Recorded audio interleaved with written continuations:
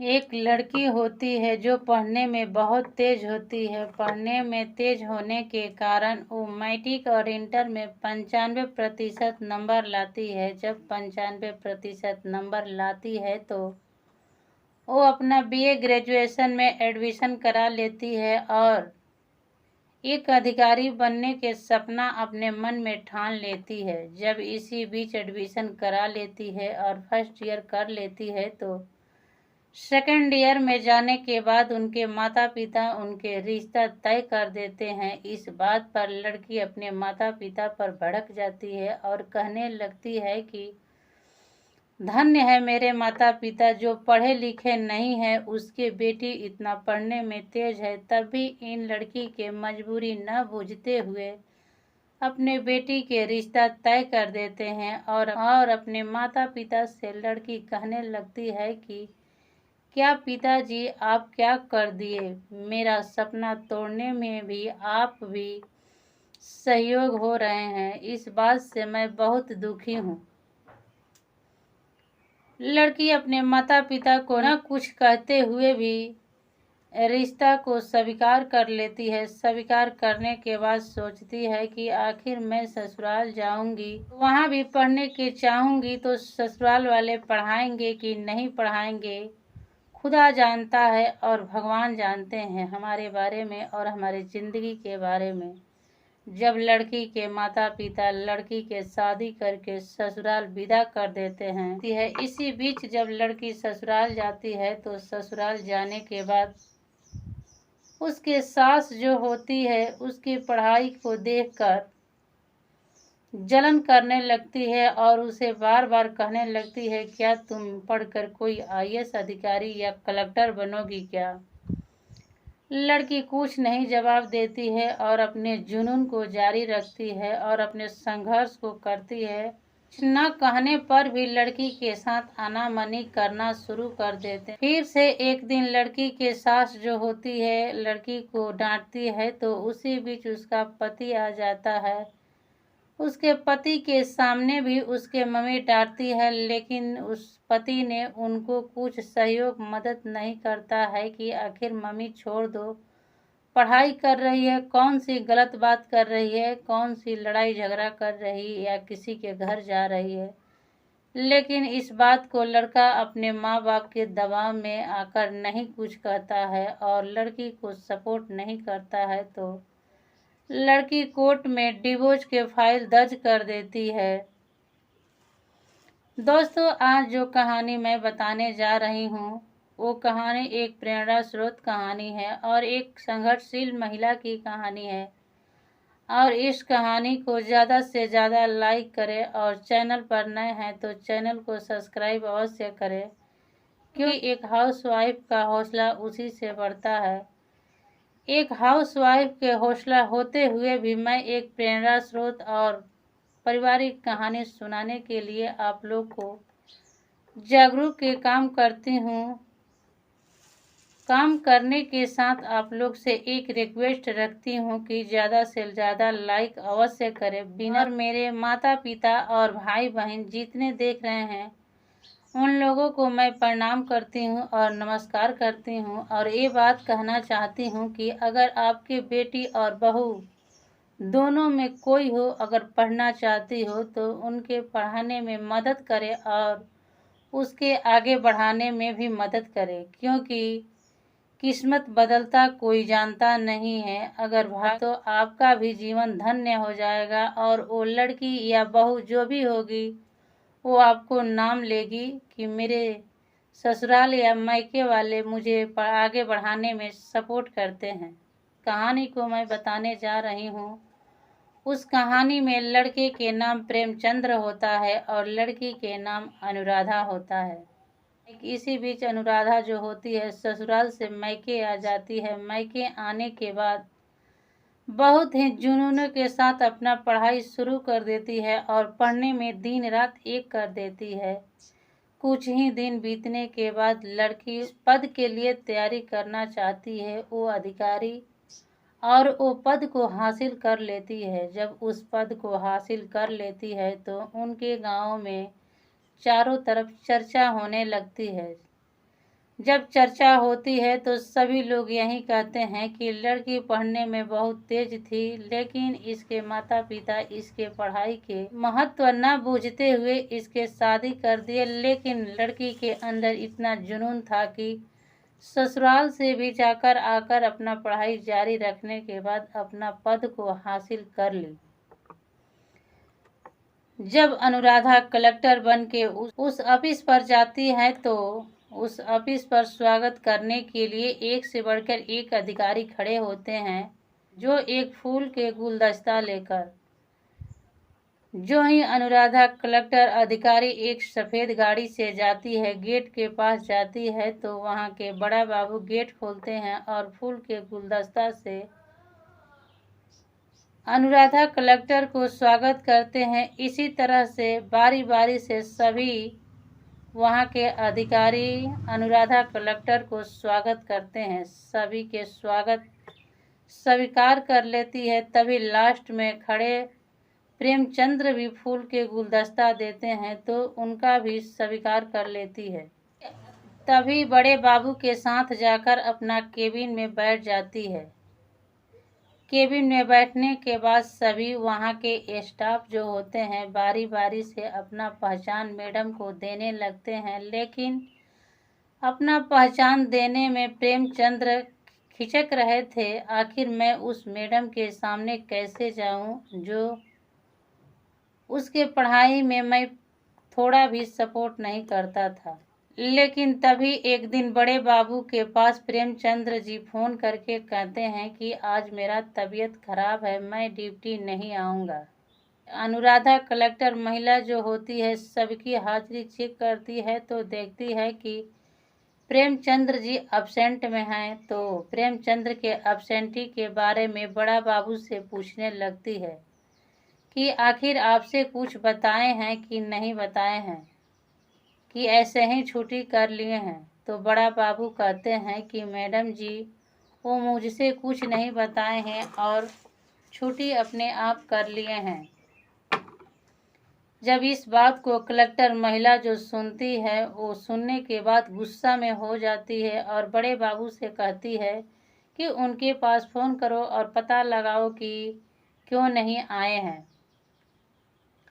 जब बड़े बाबू फ़ोन करते हैं तो वो कहते हैं कि मेरा तबीयत खराब था तो मैं नहीं आया, कल आऊँगा। अगले दिन ड्यूटी पर प्रेमचंद्र आते हैं तो तभी अपने ऑफिस में बड़े बाबू से कहकर प्रेमचंद्र को बुलवाती है मैडम और कहने लगती है कि क्यों आप कल ड्यूटी पर नहीं आए थे। इस बात पर प्रेमचंद्र कुछ नहीं कहते, लेकिन कलेक्टर महिला जो होती है फिर से कहती है क्या अपना घर बनाए हैं कि जब आए जब जाएं, ये घर नहीं है। यहाँ कर्मचारियों और अधिकारियों का अच्छा से अच्छा पद निभाने का सरकार सैलरी देती है। क्या सरकार सैलरी देती है घर बैठने के लिए? इस बात पर गुस्सा में आकर प्रेमचंद्र कहते हैं कि आपसे उससे लेना देना क्या है, मैं सरकार से जो भी लेना देना है उनसे करूँगा। मेरा छुट्टिया था, मैं नहीं आया, उससे तुझसे क्या लेना देना है। इस बात पर मैडम फिर से गुस्सा में आकर कहने लगती है कि क्या आप एप्लीकेशन नहीं डाल सकते थे? एप्लीकेशन डालने के बाद छुट्टी लिए होते तो आज तुझे डांटना नहीं पड़ता। उसके बाद केबिन से निकलकर प्रेमचंद्र चले जाते हैं। चले जाने के बाद उसके मायूस सा चेहरा के बारे में बड़े बाबू से अनुराधा कलेक्टर पूछने लगती है और पूछने के साथ कहती है कि आखिर ऐसा क्यों चेहरा बनाए हुए रहते हैं। तो बड़ा बाबू कहने लगते हैं कि मैडम ये आज के 2 साल पहले यहाँ पर आए हैं, आने के बाद वो वैसा ही रहते हैं। इसको किसी से झगड़ा न झंझट है न किसी से दुश्मनी है, पर भी ये अपना चेहरा मायूस से बनाए हुए सोच में पड़े हुए हमेशा रहते हैं। इस बात को जब मैडम सुनती है तो मैडम के भी आंख में आंसू आ जाता है। ज्यों ही आंसू आता है तो मैडम अपना रुमाल निकालती है और अपने झट से आंखों के आंसू पोंछ लेती है। जब अपने आंख के आंसू पोंछ लेती है तो फिर से मैडम कहती है कि ठीक है, कोई बात नहीं है। तभी पता लगता है कि ऑफिस के अंदर एक वर्मा नाम के आदमी होते हैं जो टेंडर पास कराते हैं, उसमें कमीशन ज़्यादा खाते हैं। कमीशन खाने के साथ साथ इस बात को जब अनुराधा कलेक्टर महिला को मालूम पड़ता है तो उनके पास नकसल कसना शुरू कर देती है। जब नकसल कसना शुरू कर देती है तो इस बात को वर्मा को पता चलता है कि मेरे ऊपर मैडम नकसल कस रही है, तो उनके बारे में भला बुरा कहना शुरू कर देते हैं। तभी एक ऑफिस के अंदर मैडम के बारे में भला बुरा कह रहे थे तो प्रेमचंद्र और वर्मा के बीच लड़ाई हो जाती है। लड़ाई होने के बाद भारी से भारी हंगामा हो जाती है। हंगामा होने के बाद मैडम अपने केबिन से बाहर आती है और हल्ला को शांत कराती है। शांत कराने के बाद प्रेमचंद्र को अपने केबिन के अंदर बुलाती है और उसे डांटने फटकारने लगती है और तूने क्यों लड़ाई किया? तो प्रेमचंद्र कहने लगता है कि आपके बारे में भला बुरा कह रहा था। तो मैडम कह रही थी कि मुझे न कह रहा था, तुझे नहीं कह रहा था, तुझे लड़ने की क्या आवश्यकता थी? फिर से इस बात पर प्रेमचंद्र कहता है कि क्या मैं तुझसे अलग हो गया हूँ तो क्या मेरा रिश्ता भी अलग हो गया है? क्या आपके बारे में भला बुरा कोई कहेगा तो मैं बर्दाश्त नहीं करूँगा। इस बात को कहकर प्रेमचंद्र केबिन से बाहर आ जाता है। तभी अगले दिन पता चलता है कि उस ऑफिस पर कैबिनेट मंत्री आने वाले हैं। इस बात को जब कलेक्टर महिला को मालूम चलता है तो वो सभी वहां के कर्मचारियों को सूचना देती है कि सभी सख्त के सख्त अपने ड्यूटी पर तैनात रहे और अच्छा से अच्छा व्यवस्था की जाए कि वहां पर कोई शिकायत न आए। तभी ऑफिस पर सभी अधिकारी आ जाते हैं। तभी ऑफिस पर कलेक्टर महिला आ जाती है। आने के बाद बारी बारी से सभी वहां के अधिकारी आ जाते हैं। अधिकारी को आने के बाद सभी अधिकारी को देखने के बाद कलेक्टर महिला देख रही है कि आखिर प्रेमचंद्र जी नहीं दिखाई दे रहे हैं, वो कहाँ है। तभी बड़े बाबू के पास फोन आता है। फोन आने के बाद बताया जाता है कि क्लर्क के पद पर तैनात प्रेमचंद्र को रास्ते में कुछ बदमाशों ने मारकर उसका हालत खराब कर दिया है। प्रेमचंद्र जी एक हॉस्पिटल में भर्ती है। तभी इस बात को सूचना बड़े बाबू इंस्पेक्टर महिला को देते हैं तो महिला सोचने लगती है कि आखिर उनके क्या साथ हुआ। तो बड़े बाबू से इंस्पेक्टर महिला कहने लगती है कि आप यहाँ को अच्छे से देखना और मैं उस अस्पताल पर जाती हूँ जहाँ पर प्रेमचंद्र भर्ती हैं। कर्मियों अपने सुरक्षा कर्मियों से कलेक्टर महिला कहती है और कहकर अपना गाड़ी में बैठ जाती है और उस अस्पताल की ओर चल देती है। जब अस्पताल में जाती है तो देखती है कि लिफ्ट अभी ऊपर है, आने में देर लगेगा। तो गाड़ी से उतरते ही सीढ़ी से चढ़ने लगती है। सीढ़ी से चढ़ते वक्त देखते हैं कि एक कलेक्टर महिला इतनी तेजी में क्यों सीढ़ी पर चढ़ रही है। तो डॉक्टर भी हैरान हो जाते हैं और कलेक्टर महिला के पीछे पीछे दौड़ने लगते हैं।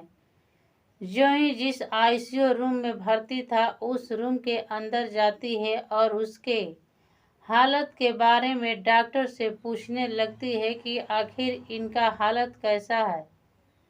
तो डॉक्टर वहां के बताने लगते हैं कि ना खतरे से बाहर आ गए हैं, अब कुछ ही दिन में ठीक हो जाएंगे और अपने घर चले जाएंगे। तभी कलेक्टर महिला जो होती है वो कहने लगती है कि ठीक है, इनके दवा इलाज में कोई कमी नहीं होना चाहिए और अच्छा से अच्छा इलाज होना चाहिए। इस बात को कहने के बाद कलेक्टर महिला फिर से अपने गाड़ी में बैठती है और इस पर जाती है तो वहां के बड़े बाबू कहते हैं कि मैडम जी, कैबिनेट मंत्री आकर गुस्सा होकर चले गए हैं। अभी वहां के सभी कर्मचारियां अपने में कानाफूसी करने लगते हैं कि आखिर प्रेमचंद्र और कलेक्टर महिला में कौन सी रिश्ता है जो इतना गंभीर रूप में लेकर प्रेमचंद्र के पास मिलने गई, और इनका भी महिला भी कुछ चिंतित लग रही है। उस दिन के बाद से जब भी कलेक्टर महिला ऑफिस पर आती थी तो प्रेमचंद के बारे में समाचार बड़े बाबू से ले लेती थी। लेकिन एक हफ्ते बाद प्रेमचंद्र की छुट्टी हो जाती है। छुट्टी होने के बाद जब 2 हफ्ता बीत जाता है तो जिस दिन छुट्टी रहता है उस दिन कलेक्टर महिला ने अपने ड्राइवर से कहती है कि चलो हमें प्रेमचंद्र के घर, उनसे मैं मिलना चाहती हूँ। जब प्रेमचंद्र के घर इंस्पेक्टर महिला जाती है तो देखती है कि एक बेड पर पड़े प्रेमचंद्र के शरीर में पूरा पट्टियां बंधी होती है और प्रेमचंद्र के बेड में एक टेबल लगा रहता है जहां पर दवा और पानी रखा है। पानी लेने और दवा लेने में असमर्थ रहते हैं प्रेमचंद्र और दर्द से बहुत चीख रहे होते हैं। लेकिन ऐसे हालत देखकर इंस्पेक्टर महिला जो होती है उनसे सवाल करने लगती है कि आखिर आपके पत्नी बेटे नहीं हैं क्या, उनको छोड़ दिए हैं? इस हालत में आपको पानी दवा देना चाहिए। इस बात को कहकर इंस्पेक्टर महिला जो होती है पानी और दवा देती है तो प्रेमचंद्र खा लेते हैं और कहने लगते हैं कि मेरा दूसरा शादी नहीं हुआ है। फिर से प्रेमचंद्र कहने लगते हैं कि क्या आप शादी कर ली हो? इस बात पर इंस्पेक्टर महिला कहती है कि मैं शादी नहीं की हूँ, लेकिन मेरे माता पिता कह रहे थे शादी करने के लिए, लेकिन मैं शादी से इनकार कर दी हूँ कि एक दिन न एक दिन वो जरूर मिलेंगे। जब इस बात को जब प्रेमचंद्र सुनते हैं तो इंस्पेक्टर महिला से माफ़ी मांगने लगते हैं और कहने लगते हैं कि मुझसे भूल हो गई, मुझे माफ़ कर दो। लेकिन इंस्पेक्टर महिला जो होती है वो कहने लगती है कि तूने पति होते हुए भी मेरा सपोर्ट नहीं करता था। जैसी तुम्हारी माँ कहती थी वैसे तू सुन लेता था और मुझे एक बार भी नहीं कहता था कि मम्मी पढ़ने दो, और सपोर्ट भी नहीं करता था। लेकिन इस बात पर प्रेमचंद्र कहता है कि क्या करूं, मैं सपोर्ट करने के चाहता था, लेकिन माँ तो माँ होती है, उनके बाद ही हम दोनों हैं, इसीलिए मैं कुछ नहीं कह पाता था, मैं चुप रह जाता था। इतना बात कहने के बाद प्रेमचंद्र फिर से कहने लगता है कि सारे शिकवे गम को भुला दो और एक साथ रहने के वादा करो, और हाथ निकाल देता है। जब हाथ निकालता है और फूट फूट कर रोने लगता है तो प्रेमचंद्र के रोते हुए देखकर इंस्पेक्टर महिला भी रोने लगती है और उनसे वादा करती है कि मैं तुझे छोड़कर अब नहीं जाऊंगी और एक साथ जन्मों जन्मों तक साथ निभाऊंगी। तभी अपना गेट के दरवाजा खोलती है और अपने ड्राइवर से कहती है कि आप घरे चल जाइए, आज मैं यहाँ पर प्रेमचंद्र के देख रेख के लिए मैं यहाँ पर रहूंगी। ड्राइवर जो होता है गाड़ी स्टार्ट कर देता है और चल देता है। चलने के अंदर जाती है तो लेकिन तभी इंस्पेक्टर महिला जो होती है एक झाड़ू उठाती है और रूम को सफाई कर देती है। सफाई करने के बाद अच्छे से बेड लगा देती है। बेड लगाने के बाद प्रेमचंद्र को नहला धुला देती है और नहलाने धुलाने के बाद उसको दवा ववा दे देती है। देने के बाद दोनों एक दूसरे के पति पत्नी जैसा रिश्ता पवित्र कर लेते हैं और दोनों एक साथ जीने के शपथ खा लेते हैं। अभी इंस्पेक्टर महिला जाती है थाने में और थाने में जाने के बाद वर्मा के ऊपर FIR दर्ज करा देती है। दोस्तों, आखिर प्रेमचंद्र और अनुराधा की कहानियाँ कैसी लगी? कहानी सुनने के बाद प्यारा सा कमेंट अवश्य करें और एक हाउसवाइफ के हौसला बढ़ाने के लिए लाइक और चैनल को सब्सक्राइब अवश्य करें। और इस कहानी को सुनने के बाद न किसी को रुलाना है, न बल्कि किसी को दिल को दुखाना है और अपने में प्यार बनाए रखना है।